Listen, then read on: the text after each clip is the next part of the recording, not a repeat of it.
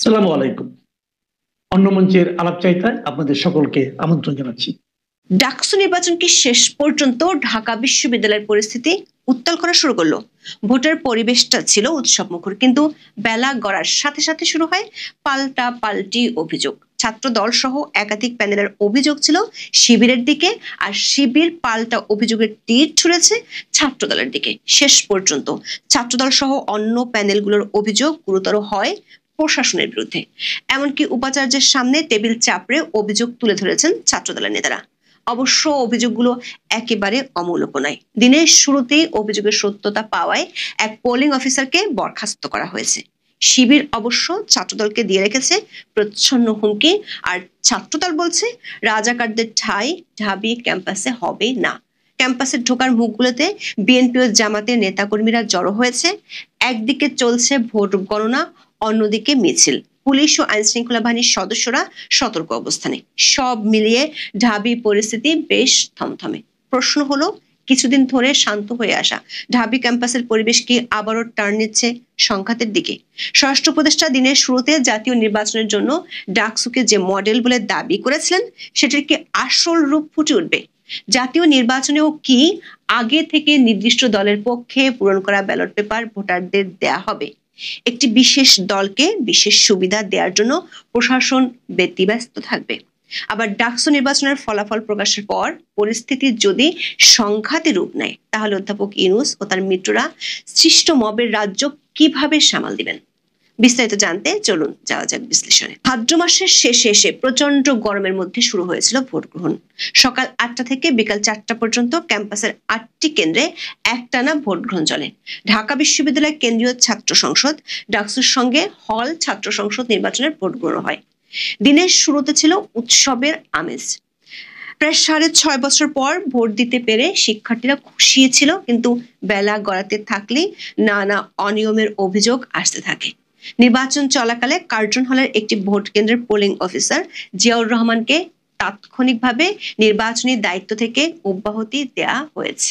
জিয়াউর রহমানের বিরুদ্ধে অমর 21 হলের কেন্দ্রে একজন শিক্ষার্থীকে অনিচ্ছাকৃতভাবে 2টি ব্যালট পেপার দেওয়ার অভিযোগ ওঠে। ঢাকা বিশ্ববিদ্যালয় প্রশাসন বিজ্ঞপ্তিতে বিষয়টিকে অনিচ্ছাকৃত ভুল বলে দাবি করেছে। একই রকম অভিযোগ আসে টিএসসির কেন্দ্র থেকে। টিএসসির ভোট কেন্দ্রে ক্যাফেটেরিয়া কক্ষে আগে থেকে ক্রস চিহ্ন দেয়া একটি ব্যালট পেপার পাওয়ার অভিযোগ করেন স্বতন্ত্র শিক্ষার্থী ঐক্যের ক্যারিয়ার উন্নয়ন সম্পাদক প্রার্থী রূপাইয়া শ্রেষ্ঠা তংচঙ্গা। শুনে আসি তিনি কি বলেছেন। ব্যালট পেপার সংগ্রহ করছি, তো আমার বান্ধবী আমি গেছি আর ও ঢুকেছে, তো একটা আমার টেবিলে গেছে, ওখানে তো যে ব্যালট পেপারটা দেওয়া হয়েছে ওটা আগে থেকে ক্রস চিহ্ন দেওয়া ছিল, মানে সভাপতি সহ সাধারণ সম্পাদকের এগুলো ঘটেছে। সাদিক কাইমা ফরহাদের এই ঘটনাটা ঘটার পর ও যখন এটা দেখছে, ওর সঙ্গে সঙ্গে আবার এক নম্বর টেবিলে গিয়ে বলছে এটা আপনি আমাকে কি দিচ্ছেন। তখন তারা সে উল্টা তাকে উল্টা প্রশ্ন করছে যে আপনি কিন্তু করতে পারেন, আমি এটা কেন করবো, মানে তারা দেওয়ার পর নিজেরা অস্বীকার করতেছে, এবং তারা পরবর্তী এটাও বলতেছে মানে মানে মানে তাকে তার বাসা কোথায়, সে কি করে না করে জিজ্ঞেস করে, এবং পরবর্তী কিছু ম্যান এসে বলছে যে দেখো এটা ভুল হয়ে গেছে, এটা আমরা পরবর্তী খেয়াল রাখবো, এই জিনিসটা আর হবে না। দুপুরের পর থেকে এমন অভিযোগ বাড়তে থাকে। ছাত্রদল, বাকসাস ও স্বতন্ত্র প্রার্থীরা ছাত্র শিবিরের দিকে অভিযোগ তোলেন। দুপুরে ছাত্রদলের প্রার্থীদের সাথে নির্বাচন কমিশনের দায়িত্বে থাকা এক শিক্ষকের বাদানুবাদ হয়। ছাত্রদলের প্রার্থীরা তার বিরুদ্ধে পক্ষপাতিত্বের অভিযোগ তোলেন। মুহূর্তে টিএসসির পরিস্থিতি উত্তপ্ত হয়ে ওঠে। এরপর 10 মিনিটের জন্য টিএসসিতে ভোট গ্রহণ বন্ধ ছিল। তারপর আবার শুরু হয় ভোট গ্রহণ, তবে বিকাল 4টা পর্যন্ত ভোট গ্রহণে কোনো ধরনের সহিংসতা হয়নি। মূলত দিনের দ্বিতীয় ভাগ থেকে ভোট গ্রহণের সময়টা কেটেছে অভিযোগ আর পাল্টা অভিযোগের মধ্য দিয়ে। ছাত্রদলের ভিপি প্রার্থী অভিযোগ করেন তাদেরকে ভোট কেন্দ্রের সামনে এতিমের মতো দাঁড় করিয়ে রাখা হয়েছিল। শিবিরের জিএস প্রার্থী এস.এম. ফরহাদ অভিযোগ করেছেন তাদেরকে দুপুর পর্যন্ত কেন্দ্রে ঢুকতে দেওয়া হয়নি। অন্যদিকে বাকসাসের ভিপি প্রার্থী আব্দুল কাদের অভিযোগ করেন শিবির ও ছাত্রদল মিলে নির্বাচন ইঞ্জিনিয়ারিং করছে। তিনি বিশ্ববিদ্যালয় প্রশাসন ও নির্বাচন কমিশনের বিরুদ্ধে অভিযোগ তোলেন। তবে এসব পাল্টাপাল্টি অভিযোগ বাদ দিলে বলা যায় উৎসবের আমেজে ছাত্র সংসদ নির্বাচনে ভোট দিয়েছে ঢাকা বিশ্ববিদ্যালয়ের শিক্ষার্থীরা। 6 পৃষ্ঠার ওএমআর শীটের ব্যালট পেপারে এবার ভোট দেয় শিক্ষার্থীরা। দৈনিক সমকালের প্রতিবেদন বলছে ডাকসু নির্বাচনে মোট ভোট পড়েছে 75.75%। এর মধ্যে মেয়েদের হলের ভোট প্রদানের হার তুলনামূলকভাবে কম, 67.12%। অন্যদিকে ছেলেদের ভোট পড়ার হার 84%-এর উপরে। ঢাকা বিশ্ববিদ্যালয়ে মেয়েদের হল রয়েছে 5টি। ভোট শেষ হওয়ার পর থেকে ছাত্রদল এবং শিবির মুখোমুখি অবস্থানে চলে যায়। প্রথমে ছাত্রদলের পক্ষ থেকে গুরুতর অভিযোগ তোলা হয় শিবিরের ভিপি প্রার্থী সাদিক কায়েম ভোট গণনার সময় ভোট কেন্দ্রে ছিলেন। এরপর ছাত্রদলের ভিপি প্রার্থী আবিদুল ইসলাম আবিদ টিএসসিতে ঢুকতে গেলে তাকে ঢুকতে দেওয়া হয়নি। মুহূর্তে সেখানকার পরিস্থিতি উত্তপ্ত হয়ে যায়। টিএসসিতে ঢুকতে না পেরে ছাত্রদলের প্রার্থীরা মিছিল নিয়ে চলে যান সিনেট ভবনে। সেখানে ভিসির সাথে উত্তপ্ত বাক্য বিনিময় হয় তাদের। ভিসির সামনে নানা অনিয়ম আর কারচুপির অভিযোগ তুলে ধরে ছাত্রদল। জানতে পারলাম, আমি আপনার মতকে সম্মান করি। আপনি যদি আমার কথা বিশ্বাস করেন আলহামদুলিল্লাহ, আপনি যদি বিশ্বাস না করেন আলহামদুলিল্লাহ। I respect your point and you respect it. বাড়িতে তো স্টুডেন্ট আসলো না, আর শিক্ষার্থীরা বাড়ি থেকে আসে, বাসগুলো কম আসলো। আমি বলছেন আপনি চুপচাপ বসে যান, চুপচাপ বসে যান। কোনো জায়গায় কোনো সময় শুনে দিন, কোনো সময় কি ছাত্রদল এরপর সংবাদ সম্মেলন করে নির্বাচনটিকে কারচুপি নির্বাচন হয়েছে বলে অভিযোগ করে। শিবিরও এরপর সংবাদ সম্মেলন করে তারা অবশ্য কারচুপির অভিযোগ আনেনি, বরং ছাত্রদলকে প্রচ্ছন্ন হুমকি দিয়ে বলেছে ছাত্রলীগের মতো আচরণ করলে তার ফল ভালো হবে না। এরপর ইউলাপ কেন্দ্রে এলইডি মনিটর বন্ধ হওয়া নিয়ে উত্তেজনা দেখা দেয়। গণমাধ্যমে খবর আসে ঢাবির প্রবেশ মুখগুলোতে জামাত ও বিএনপি নেতা কর্মীরা অবস্থান নিয়েছে। এরপর থেকে ক্যাম্পাসের পরিস্থিতি থমথমে হয়ে যায়। ছাত্রদল ক্যাম্পাসে মিছিল বের করে। ভিসি ও বিশ্ববিদ্যালয় প্রশাসনের বিরুদ্ধে তারা স্লোগান দেয়। তাদের মিছিল থেকে জামাত শিবিরকে টার্গেট করে নানা স্লোগান দেওয়া হয়েছে। একাধিক গণমাধ্যমের খবরে বলা হয়েছে ফল প্রকাশের অনুষ্ঠান ঘিরে সন্ধ্যার পর থেকে ক্যাম্পাসে থমথমে পরিস্থিতি বিরাজ করছে। এতে ক্যাম্পাস এলাকায় যে কোনো ধরনের অনাকাঙ্ক্ষিত পরিস্থিতি মোকাবেলায় সতর্ক অবস্থানে রয়েছে আইন শৃঙ্খলা বাহিনী। প্রত্যক্ষদর্শীরা জানান ভোটের ফলাফল ঘোষণাকে কেন্দ্র করে মঙ্গলবার বিকেল থেকে ক্যাম্পাস এলাকায় জড়ো হতে থাকে জামাত শিবির ও বিএনপি সহ অঙ্গ সংগঠনের নেতাকর্মীরা। সন্ধ্যার পর থেকে নীলক্ষেত এলাকায় বিএনপি ও জামাতের দুই গ্রুপেরই নেতাকর্মী অবস্থান নিয়েছেন। এছাড়া শাহবাগ মোড়, টিএসসি এলাকা ও দোয়েল চত্বর এলাকায় দুই দলের নেতাকর্মীদের অবস্থান নিতে দেখা গেছে। এসব এলাকায় নেতাকর্মীরা অবস্থান নেওয়ায় ক্যাম্পাস এলাকায় আইন শৃঙ্খলা পরিস্থিতি থমথমে। দর্শক, এখনো ফল প্রকাশ হয়নি, হয়তো আরো কয়েক ঘন্টা লেগে যেতে পারে। এরই মধ্যে বিকাল থেকে যে পরিস্থিতি ঢাকা বিশ্ববিদ্যালয়ে তৈরি হয়েছে, ফল প্রকাশের পর সেটি আরো উত্তপ্ত হওয়ার আশঙ্কাই বেশি। কারণ দিনভর ছাত্রদল সহ বামপন্থী প্যানেলগুলো শিবিরের বিরুদ্ধে অভিযোগ করেছে, আর তাদেরকে সহায়তার জন্য বিশ্ববিদ্যালয় কর্তৃপক্ষকে দোষারোপ করেছে। ফল প্রকাশের আগে থেকেই সেই অভিযোগের তীব্রতা বেড়েছে। ক্যাম্পাস সংশ্লিষ্টরা বলছেন গত বছরের জুলাই আন্দোলনে ছাত্রলীগ ও আওয়ামী লীগের বিরুদ্ধে প্রায় সবগুলো ছাত্র সংগঠন এক হয়েছিল, কিন্তু গত বছরের সেপ্টেম্বরে শিবিরকে বৈঠকে রাখা নিয়ে ছাত্রদল ও বামপন্থী সংগঠনগুলো আপত্তি জানায়। তখন কয়েকটি ছাত্র সংগঠন বৈঠক বর্জন করেছিল, কিন্তু তা সত্ত্বেও ঢাকা বিশ্ববিদ্যালয়ে প্রথমবারের মতো ছাত্র শিবির নিজেদের অবস্থান করে নেয়।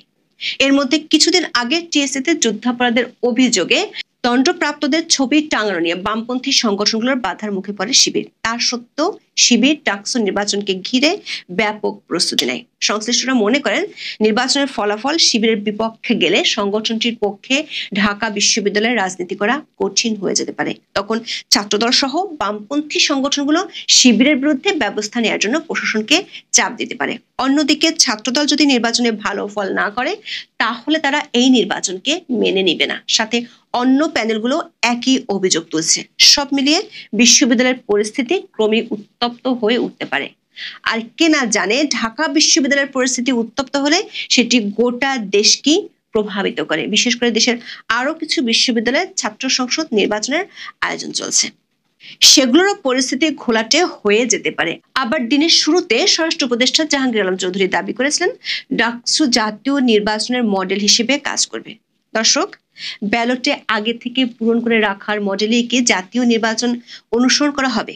একটি দলের প্রার্থীকে ভোট গণনায় থাকার সমান সুযোগ দিয়ে অন্যদের বঞ্চিত করার মডেলে কি পথ দেখাবে জাতীয় নির্বাচনে? গলা উঁচিয়ে টেবিল চাপড়ে ভিসির সাথে যেমন করে কথা বলা হয়েছে, জাতীয় নির্বাচনের দিন কি যমুনাতেও তেমনটাই করা হবে? ডাকসু নির্বাচন কতটা মডেল হতে পারে তা দেখার জন্য ফলাফল পর্যন্ত অপেক্ষা করতে হবে।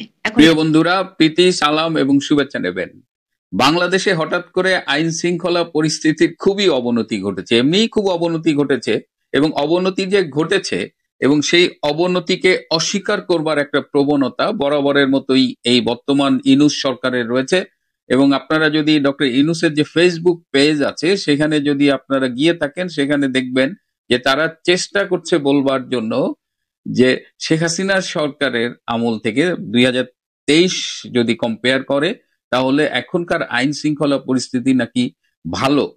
তারপরেও হত্যা কেন বেড়েছে, খুন কেন বেড়েছে, তারা একটা খুব হাস্যকর যুক্তি দিয়েছেন।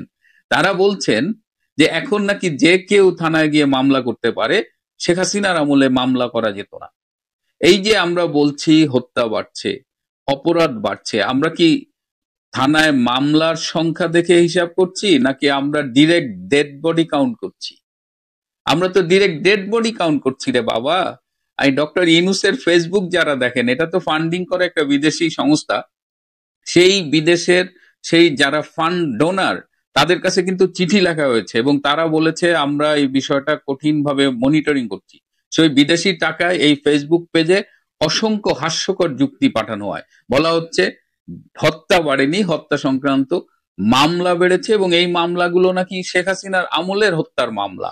মানে হাসারও কোনো জায়গা থাকে না, এত লেম কজ যদি তারা দেখায়। যাই হোক, এই আইন শৃঙ্খলা পরিস্থিতির অবনতি এবং এর সাথে বেড়েছে হঠাৎ করে আওয়ামী লীগের মিছিলের সংখ্যা অনেক বেড়ে গেছে, মিছিলে উপস্থিত লোকের সংখ্যা অনেক বেড়েছে। এবং আপনারা খেয়াল করেছেন আগে আওয়ামী লীগের ঝটিকা মিছিল হতো, সেই মিছিলে 50 জন 100 জন লোক থাকতো, কিন্তু এখন দেখা যাচ্ছে মিছিলগুলো দীর্ঘতর হচ্ছে, সেখানে 1000 2000 লোক হচ্ছে।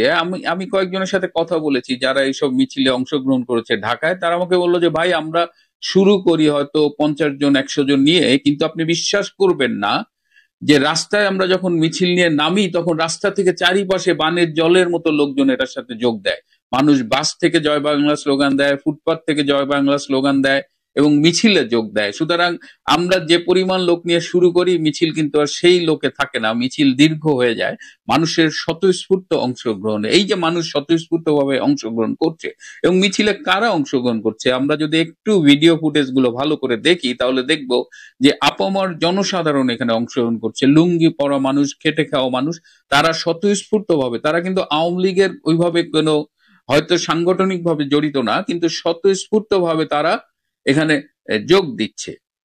সো এই যে স্বতঃস্ফূর্ত ভাবে মিছিল বাড়ছে এবং দেখা যাচ্ছে আইন শৃঙ্খলা বাহিনীর লোকজন আশেপাশে দাঁড়িয়ে আছে, তারা কোনো রকমের বাধা দিচ্ছে না। তো এই সব মিলিয়ে সরকারের মধ্যে একটা ব্যাপক ভীতির সঞ্চার হয়েছে। এই ভীতির প্রেক্ষিতে গতকাল যমুনায় একটা হাই লেভেল মিটিং হয়েছে যেখানে 10 জন উপদেষ্টা উপস্থিত ছিলেন। প্রধান উপদেষ্টা ছিলেন, আমাদের স্বরাষ্ট্র উপদেষ্টা ছিলেন, আমাদের আরো কয়েকজন, মোট 10 জন উপদেষ্টা ছিলেন। এখানে পুলিশের আইজি ছিলেন, আরো ডক্টর ইউনূসের বিশেষ সহকারী ছিলেন, সামরিক উচ্চপদস্থ কর্মকর্তাও ছিলেন।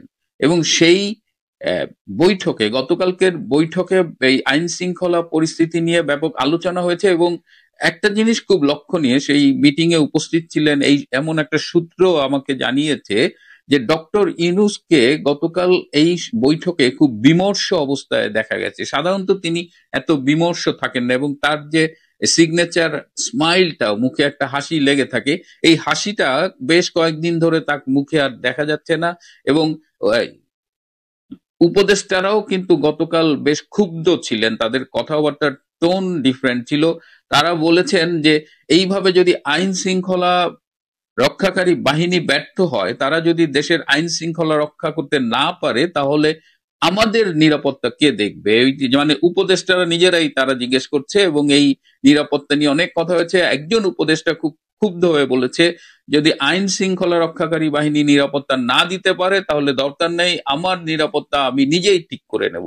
তো এরকম সেখানে এবং দু একজন উপদেষ্টা মানে ক্ষোভ জানিয়েছেন এ কারণে। এবং আমি খোঁজ নিয়ে জেনেছি বেশ কিছু উপদেষ্টা অনেকদিন ধরে কিন্তু পদত্যাগের জন্য তাড়া দিচ্ছিলেন এবং তাদের কেউ কেউ বলছেন যে ডক্টর ইউনূসের জন্য আমরা এই বয়সে এসে কি এমন বিপদে পড়লাম, এখন কোথাও যেতে পারছি না।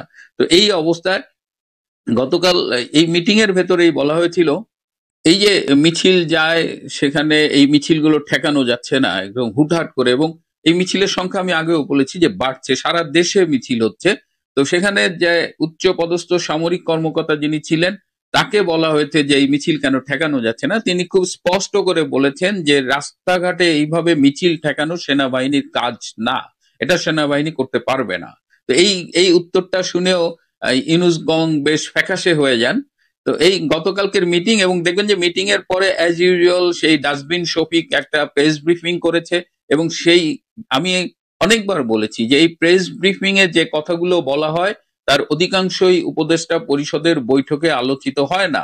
এই প্রেস ব্রিফিং এ তারা নিজেদের মনের মাধুরী মিশিয়ে জাতির উদ্দেশ্যে কিছু মিথ্যে তথ্য পরিবেশন করেন, সেইভাবেই তারা মিথ্যে তথ্য পরিবেশন করেছেন। কিন্তু গতকালকের মিটিংটা আদৌ খুব ভালো হয়নি। উপদেষ্টারা রীতিমতো ক্ষুব্ধ ছিলেন ডক্টর ইউনূসের উপরে, তার ব্যর্থতাকে চোখে আঙুল দিয়ে দেখিয়ে দিয়েছে এবং উপদেষ্টাদের তোপের মুখে পড়েছিলেন ডক্টর মোহাম্মদ ইউনূস। এছাড়াও স্বরাষ্ট্র উপদেষ্টা যে সম্প্রতি বলেছেন যে এই পুজোয় মদ গাজার আসর বসানো যাবে না, সামনে আপনারা জানেন দুর্গাপুজো, আমাদের হিন্দুদের একটা বড় রকমের একটা বিরাট ধর্মীয় উৎসব। এটি আমরা দেশে থাকতে তো এটি আমরা সবাই একসাথে উদযাপন করতাম আমাদের হিন্দু বন্ধুদের সাথে। তো এই যে হিন্দুদের এই পুজোয় মদ গাজার আসর বসানো যাবে না, এই কথার মধ্য দিয়ে কি স্বরাষ্ট্র উপদেষ্টা বোঝাতে চেয়েছেন যে এই পুজো মানেই মদ এবং গাজার আসর বসে? এটি নিয়ে কিন্তু এই সম্প্রদায়ের ভেতরে ভীষণ ক্ষোভ সৃষ্টি হয়েছে। যাই হোক, এই উপদেষ্টাদের তোপের মুখে ভীষণ ম্রিয়মান হয়ে যাচ্ছেন দিন দিন ডক্টর ইউনূস। আমি জানি না নিয়তি তাকে কোথায় নিয়ে যাবে।